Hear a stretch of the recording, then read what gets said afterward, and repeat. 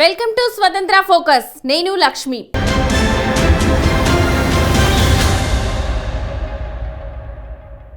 విభజనతో నష్టపోయిన ఆంధ్రప్రదేశ్కు ప్రత్యేక హోదా ఇవ్వాలనేది పాత డిమాండ్.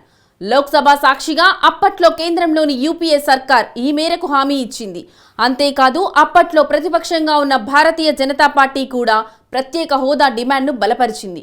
అయితే వరుసగా 2 సార్లు కేంద్రంలో అధికారంలో ఉన్న నరేంద్ర మోడీ ప్రభుత్వం ప్రత్యేక హోదా అంశాన్ని పూర్తిగా నిర్లక్ష్యం చేసింది. ఇదిలా ఉంటే బీహార్ ముఖ్యమంత్రి నితీష్ కుమార్ కూడా ప్రత్యేక హోదా పల్లవి అందుకున్నారు. ఇప్పటికైనా ఆంధ్రప్రదేశ్కు ప్రత్యేక హోదా వస్తుందా? మోడీ సర్కార్ మెడలు వంచి బీహార్కు ప్రత్యేక హోదా నితీష్ కుమార్ సాధిస్తారా? ఈ అంశాలపై ఇవాల్టి స్వతంత్ర ఫోకస్.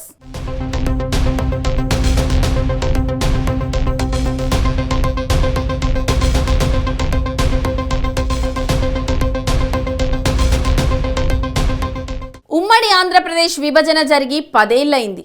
అయితే ఇప్పటి వరకు ఆంధ్రప్రదేశ్కు ప్రత్యేక హోదా రాలేదు.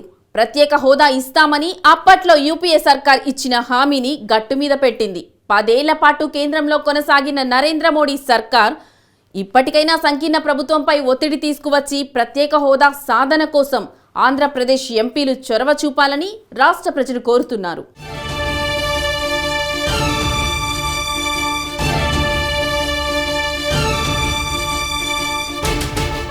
విభజన హామీల్లో చాలా కీలకమైనది ప్రత్యేక హోదా అంశమే. ఉమ్మడి రాష్ట్రం విభజనతో నష్టపోయిన ఆంధ్రప్రదేశ్ను ఆదుకోవడానికి ప్రత్యేక హోదా కల్పిస్తామని లోక్సభ వేదికగా అప్పటి కాంగ్రెస్ నాయకత్వంలోని యూపీఏ ప్రభుత్వం హామీ ఇచ్చింది. అప్పట్లో ప్రతిపక్షంగా ఉన్న భారతీయ జనతా పార్టీ కూడా ఆంధ్రప్రదేశ్కు ప్రత్యేక హోదా ఇచ్చే అంశానికి మద్దతిచ్చింది. ఉమ్మడి ఆంధ్రప్రదేశ్ విభజన జరిగి 10 ఏళ్లైంది. అయితే ఇప్పటి వరకు ఆంధ్రప్రదేశ్కు ప్రత్యేక హోదా రాలేదు. స్పెషల్ స్టేటస్ ఇష్యూ తెరపైకొచ్చినప్పుడల్లా అది ముగిసిపోయిన అధ్యాయమని నరేంద్ర మోడీ నాయకత్వంలోని పాత ప్రభుత్వం చాలాసార్లు తేల్చి చెప్పింది. ఇక విభజన చట్టంలోని అనేక అంశాలను ఈపాటికే అమలు చేశామని ఆంధ్రప్రదేశ్ ప్రజల కన్నీళ్లు తొడవడానికి కేంద్రం సన్నాయి నొక్కులు కూడా నొక్కింది. ఒక్క మాటలో చెప్పాలంటే అన్ని ఇస్తాం కానీ ఆ ఒక్కటి అడక్కు అన్నట్లు ఇప్పటివరకు గతంలోని కేంద్ర ప్రభుత్వం వ్యవహరించింది. కావాలంటే ఏమైనా ఇస్తాం కానీ స్పెషల్ స్టేటస్ అనే ముచ్చటే లేదని గతంలోని కేంద్ర ప్రభుత్వం తేల్చి చెప్పింది.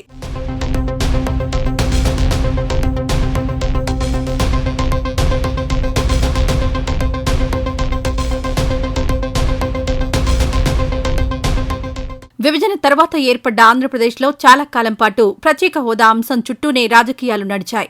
వైఎస్సార్ కాంగ్రెస్ అధినేత వైఎస్ జగన్మోహన్ రెడ్డి 2019లో అధికారంలోకి రావడానికి సాయం చేసిన ప్రధాన అంశం ఇదే. తెలుగుదేశం పార్టీ చేయలేని పనిని తాము మాత్రమే చేయగలమని అప్పట్లో ఊరువాడా ఏకం చేసి మరీ చెప్పారు జగన్మోహన్ రెడ్డి. ఒక దశలో అయితే రాజకీయాలకు అతీతంగా ప్రత్యేక హోదా సాధన కోసం అప్పటి అధికార పక్షమైన తెలుగుదేశం పార్టీకి సహకరించడానికి తాము సిద్ధంగా ఉన్నామన్నారు. కేంద్రంలోని నరేంద్ర మోడీ ప్రభుత్వంపై ఒత్తిడి పెంచడానికి తెలుగుదేశం పార్టీ ఎంపీలందరూ రాజీనామా చేయాలని డిమాండ్ చేశారు. వీరితో పాటు తమ పార్టీకి చెందిన ఎంపీలతో కూడా రాజీనామాలు చేయిస్తానన్నారు. ఆంధ్రప్రదేశ్కు చెందిన ఎంపీలంతా పదవులకు గుడ్ బై కొట్టి ఢిల్లీలో కూర్చుంటే ప్రత్యేక హోదా రావడం పెద్ద కష్టం కాదని జగన్మోహన్ రెడ్డి చెప్పారు. प्रधानमंत्री जी से सीधा सीधा एक ही प्रश्न पूछना चाहता हूं. 4 साल हो गए एक्ट को बनाए हुए और ये एक्ट इसी सदन में बना है, इन सबके सामने बना है, तो इसकी जिम्मेदारी बनती है कि केंद्र सरकार उसका इंप्लीमेंटेशन करे. अब केंद्र सरकार उससे पीछे हट रही है. 29 बार हमारे मुख्यमंत्री दिल्ली आते हैं कि इसमें ये करो ये करो ये करो, जबकि जिम्मेदारी केंद्र सरकार की है. मैं यही पूछना चाहता हूं कि ये 4 साल में गृह मंत्री जो नोडल मिनिस्टर है और प्रधानमंत्री जिनके ये जिम्मेदारी बनती है, क्या कभी भी एक बार ये इंप्लीमेंटेशन ऑफ द एक्ट के लिए एक भी रिव्यू मीटिंग रखी है? ये मैं पूछना चाहता हूं. आज तक नहीं रखी है. अगर रखी तो उन सबको आज सच क्या है वो सब पता चलता, क्योंकि जो गृह मंत्री जी ने यहाँ पे उनके भाषण में जो बोला है वो सारे चीजें गलत थे. स्पेशल कैटेगरी स्टेटस के लिए गलत जवाब देते, रेलवे जोन के लिए गलत जवाब देते, जो नेगेटिव डेफिसिट बजट के लिए जो पैसा मिलना चाहिए उसके लिए गलत जवाब देते, रेवेन्यू डेफिसिट बजट के लिए कैग ने निर्धारित किया था कि 16,000 करोड़ मिलने चाहिए और कितने दे रहे? 4,000 करोड़. तो बाकी 12,000 करोड़ का क्या होगा? उसका समाधान नहीं. వైఎస్సార్ కాంగ్రెస్ నుంచి వచ్చిన ఒత్తిడిని తట్టుకోలేక జనం ముందుకు పోలేక ఎన్డీఏ కూటమి నుంచి 2018 మార్చిలో తెలుగుదేశం పార్టీ బయటకొచ్చింది. ఆ తర్వాతి పరిణామాలు అందరికీ తెలిసినవే, ప్రత్యేకించి చెప్పనక్కర్లేదు. తాజాగా ఆంధ్రప్రదేశ్ అసెంబ్లీ ఎన్నికల ముందు మరోసారి ఎన్డీఏ కూటమిలో చేరింది తెలుగుదేశం పార్టీ. ప్రత్యేక హోదా సంగతి ఎలాగున్నా 2019 అసెంబ్లీ ఎన్నికల్లో వైఎస్సార్ కాంగ్రెస్ విజయ డంకా మోగించి అధికారంలోకొచ్చింది. ఆంధ్రప్రదేశ్లో 5 ఏళ్ల పాటు జగన్ ప్రభుత్వం ఉంది. అయితే ఈ 5 ఏళ్ల కాలంలో ప్రత్యేక హోదా సాధన కోసం జగన్మోహన్ రెడ్డి ప్రభుత్వం చిత్తశుద్దితో చేసిన ప్రయత్నం అంటూ ఏదీ కనిపించదు. వాస్తవానికి అప్పట్లో నరేంద్ర మోడీ సర్కార్తో జగన్మోహన్ రెడ్డికి మంచి సంబంధాలుండేవి.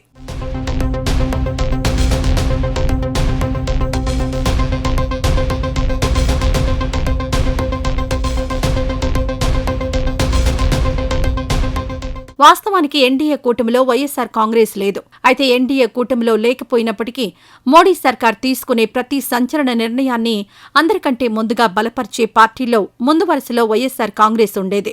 కేంద్రంలో ఆ స్థాయిలో పలుకుబడి ఉన్నప్పటికీ 5 కోట్ల ఆంధ్రుల డిమాండ్ అయిన ప్రత్యేక హోదాను జగన్ ప్రభుత్వం సాధించలేకపోయింది. సాధించడం తర్వాతి సంగతి. అసలు ఆ దిశగా ఆయన ఎలాంటి ప్రయత్నం చేయలేదన్న విమర్శలున్నాయి. ఏదైనా రాష్ట్రానికి ప్రత్యేక హోదా కల్పిస్తే ఆర్థికంగా సదరు రాష్ట్రానికి బోలెడన్ని లాభాలుంటాయి. ప్రత్యేక హోదా కల్పించిన రాష్ట్రానికి కేంద్రం మెరుగైన సదుపాయాలు అందించడానికి గ్రాంట్ల రూపంలో ఆర్థిక సాయాన్ని అందిస్తుంది. రాష్ట్రాలకిస్తున్న ఫండ్స్లో 30% నిధులను అన్ని రాష్ట్రాల కంటే ముందుగా ప్రత్యేక హోదా కలిగిన రాష్ట్రాలకే అందజేస్తారు.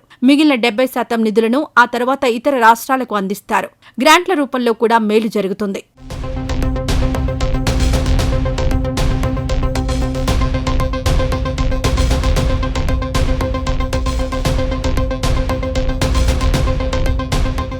కేంద్ర ప్రభుత్వ పథకాలలో 90% నిధులను గ్రాంట్లుగా, 10% నిధులను ప్రత్యేక హోదా కలిగిన రాష్ట్రాలకు రుణం కింద ఇస్తారు.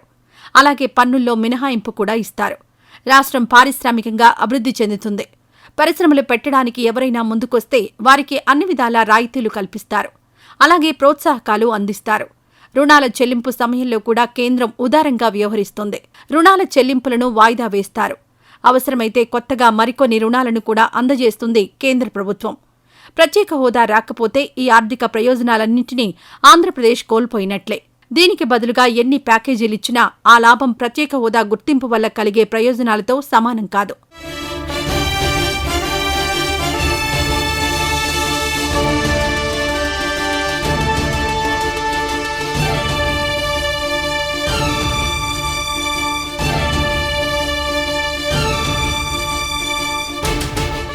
ఏవైనా ఈసారి కేంద్ర ప్రభుత్వంలో తెలుగుదేశం పార్టీ కీలకంగా మారింది.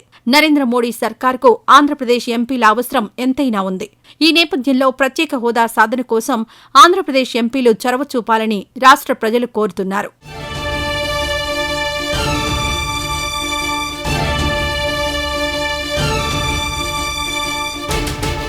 స్వతంత్ర ఫోకస్ లో ఒక స్మాల్ బ్రేక్ తీసుకుందాం.